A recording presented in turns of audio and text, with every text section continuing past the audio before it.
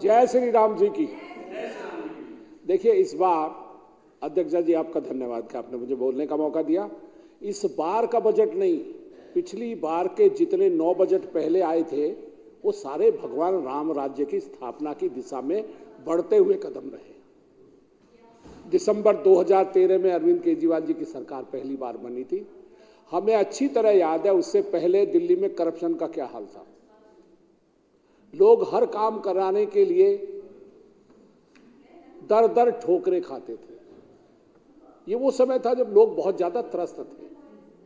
अरविंद केजरीवाल जी की सरकार पर लोगों ने भरोसा जताया, उनकी सरकार बनी और वो लोगों ने ऐसा जमाना देखा कि करप्शन बिल्कुल खत्म हो गई थी।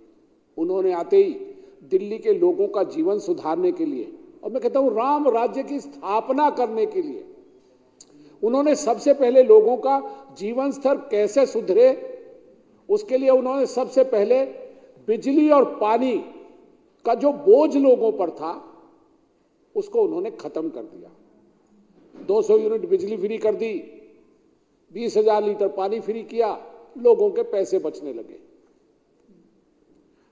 ये समय लोगों को लगा कि अब पहली बार एक सरकार ऐसी आई है जो राम राज्य की दिशा की ओर चलने लगी है।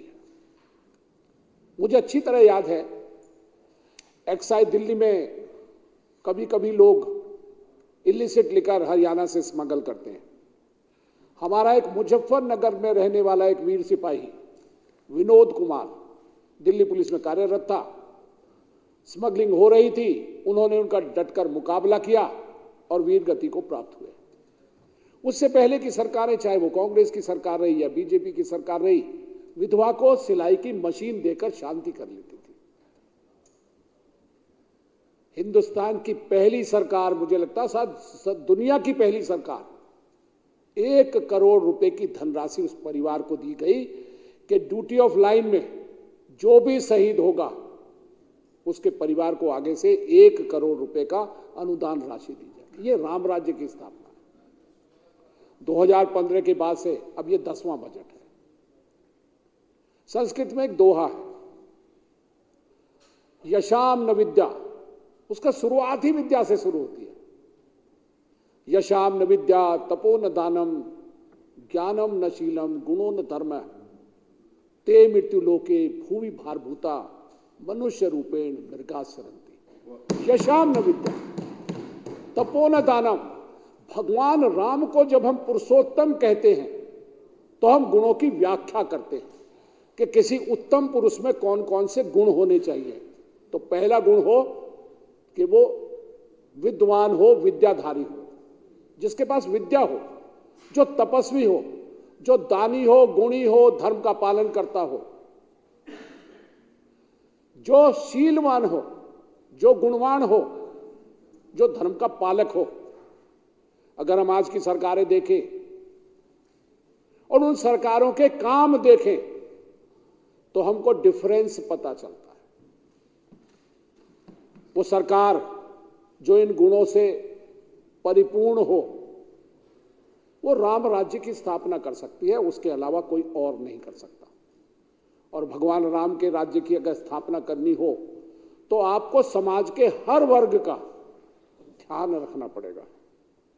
वैसे आज सदन में मजा नहीं आ रहा क्योंकि बजट पर चर्चा कर रहे हैं।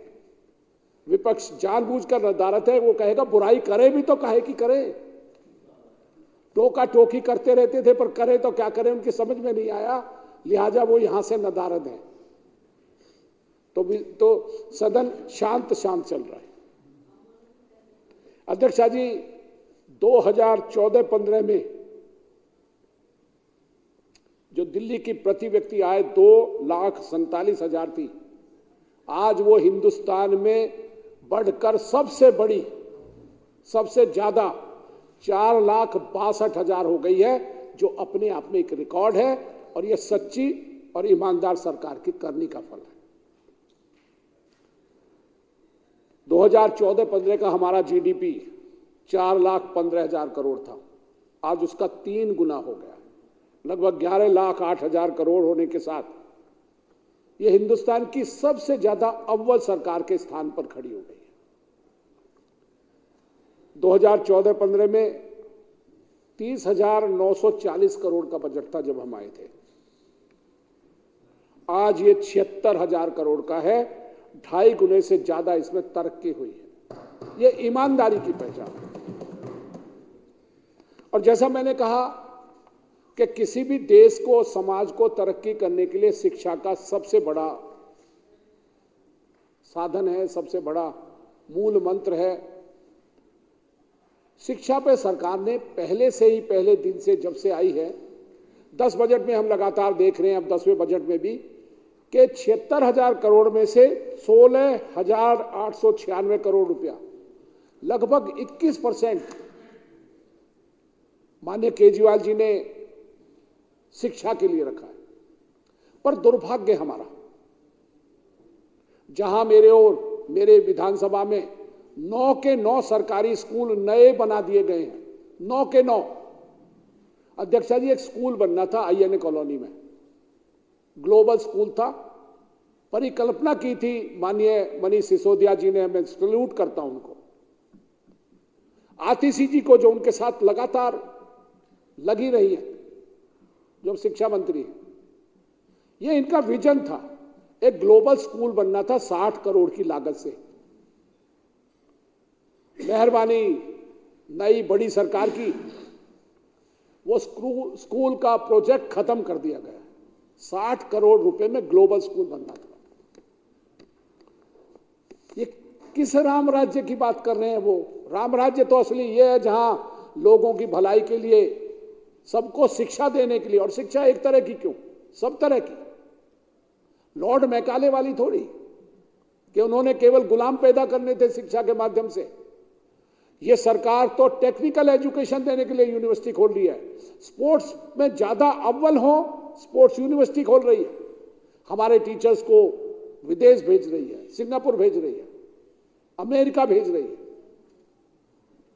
ये एक मॉडल है कि संसार में दिल्ली के बच्चे सबसे ज्यादा अव्वल, सबसे ज्यादा बढ़िया कैसे हो, उसको कैसे कारगर करें। और अध्यक्षा जी, एक बात मुझे अच्छी तरह पता है, मैं सरकारी स्कूल में पढ़ा हूं, डिफेंस कॉलोनी के C ब्लॉक में। वही स्कूल है, वही टीचर है, वही बच्चे हैं, पर अब पढ़ने और पढ़ाने का तरीका बदल गया है, मनोबल बदल गया। और केवल मनोबल बदला है माननीय केजरीवाल जी के प्रयत्नों से। उन्होंने उन टीचर्स को मोटिवेट किया कि वो जाके दुनिया के सबसे अच्छी शिक्षा के बारे में जाने, अमेरिका जाएं, इंग्लैंड जाएं, सिंगापुर जाएं, जाके सीखें और यहां आके इन बच्चों को उस शिक्षा का लाभ दे। यही कारण है कि आज हमारे सरकारी स्कूलों के पढ़ने वाले बच्चे प्राइवेट स्कूल के पढ़ने वाले बच्चों से कहीं ज्यादा आगे निकल गए। हमारा रिजल्ट 99% को क्रॉस कर रहा है। मैं अपने दफ्तर में कई बार देखता हूं, लोग पहले रिक्वेस्ट करते थे किसी प्राइवेट स्कूल में भर्ती करा दो, चाहे पैसे ही लगते हों, कोई दिक्कत नहीं है। अब उल्टे वही लोग, ऐसे ही लोग पूरी कॉन्स्टिट्यूएंसी में बार बार लोग आते रहते हैं, किसी तरह मुझे सरकारी स्कूल में भर्ती करा दो मेरे बच्चे को। क्योंकि अब अंतर हो गया, जहां सरकारी शिक्षा बिल्कुल मुफ्त है, सरकारी शिक्षा अव्वल है, वहीं प्राइवेट स्कूल लोगों का खून चूसते हैं। अध्यक्षा जी, शिक्षा के बाद स्वास्थ्य में सरकार ने बहुत काम किया है। मेरे क्षेत्र में 9 मोहल्ला क्लिनिक बने हैं। मुझे अच्छी तरह पता है कि जहां जहां लोग, और जैसे अभी हमारी माननीय सदस्य प्रोमिला जी कह रही थी कि मुझे जब भी कभी जरूरत होती है मैं मोहल्ला क्लिनिक जाता हूं। मैं सच बताऊं, मैं भी जाता हूं। मुझे भी लगता है कि प्राइवेट हॉस्पिटल जाने की जरूरत नहीं है, क्योंकि हमें लगता है कि, और महसूस होता है, लगता भी महसूस होता है, और हमें फायदा होता है कि मोहल्ला क्लिनिक की अगर दवाई लेंगे तो हमारा इलाज भी मुफ्त होगा और दवाई भी बहुत अच्छी मिलेगी और घर के सहारे मिलेगी। अब महिलाओं को, जो पहले बहुत महसूस करती थी कि कितनी दूर अस्पताल जाए, कैसे जाए, क्या साधन हो, वो तुरंत अपने पड़ोस में मोहल्ला क्लिनिक में चली जाती है और वहां का लाभ उठाती है। थोड़ी थोड़ी दूर पे मोहल्ला क्लिनिक बने, 9 मोहल्ला क्लिनिक बने हैं। और एक और मैं धन्यवाद करता हूं माननीय केजरीवाल जी को, अब तो महिला मोहल्ला क्लिनिक बनने लगे हैं। मेरे यहां भी एक जगह आइडेंटिफाई करती है, बहुत शीघ्र मुझे उम्मीद है कि वो एक्सक्लूसिवली मोहल्ला क्लिनिक महिला का होगा। जहां महिला डॉक्टर होंगी, महिला नर्स होंगी, महिला फार्मासिस्ट होंगे और महिला स्टाफ होगा। यह है, कई जगह होने लगा है, कई जगह होने लगा है। तो ये बहुत ज्यादा अच्छी बात है। बिजली के हमारे यहां कोई लगभग 58 लाख या कहें 59 लाख के करीब उपभोक्ता हैं, घरेलू उपभोक्ता। और अध्यक्षा जी, ये बहुत गर्व की बात है दिल्ली में रहने लोगों को कि उनमें से 68% से ज्यादा यानी 40,22,000 लोग आज के दिन बिजली की सब्सिडी ले रहे हैं। इसका मतलब केवल 1/3 लोग घरेलू बिजली उपभोक्ता बिजली का बिल पे करते हैं। ये कितना बड़ा रिलीफ है। और ये केवल और केवल एक इसका फायदा है कि अब हमेशा बिजली आती है, वो टिमटिमाते बल्ब अब बंद हो गए हैं, लोड शेडिंग नहीं होती, जगह जगह नए ट्रांसफार्मर्स लगे हैं। मेरे क्षेत्र में दर्जनों ट्रांसफार्मर्स लगे हैं। बिजली की क्वालिटी सुधरी है, बिजली की आपूर्ति बढ़ी है। और अध्यक्षा जी, 2023 में 3,41,00,000 बिजली के बिल जीरो आए। 3,41,00,000 बिजली के बिल जीरो आए। इसलिए सरकार ने बिजली को और ज्यादा सुदृढ़ करने के लिए 3,353 करोड़ का प्रोविजन किया है। अध्यक्षा जी, सीवर के बारे में, पानी की लाइन के बारे में इस सरकार ने बहुत ज्यादा सोचा है।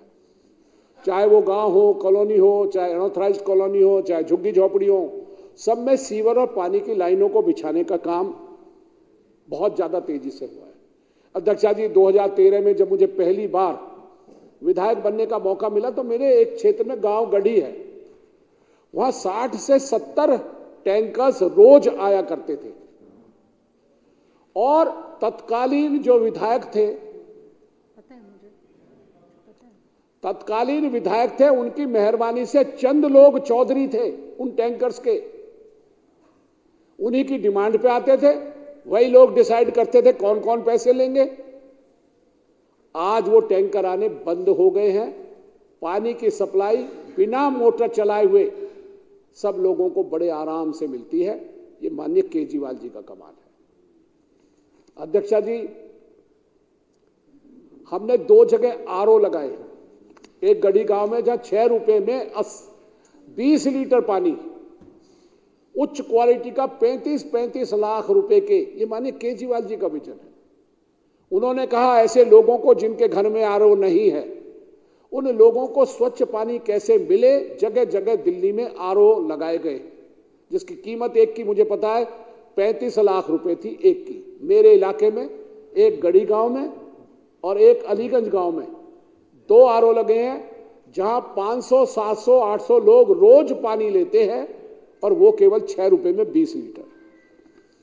समाज कल्याण, महिला बाल विकास, SC ST OBC कल्याण के लिए इस सरकार ने 6,216 करोड़ रुपए का प्रोविजन रखा है। मैं धन्यवाद करता हूं अरविंद केजरीवाल जी को और उनकी सरकार को, उनके मंत्रियों को, कि उन्होंने पिछड़े हुए समाज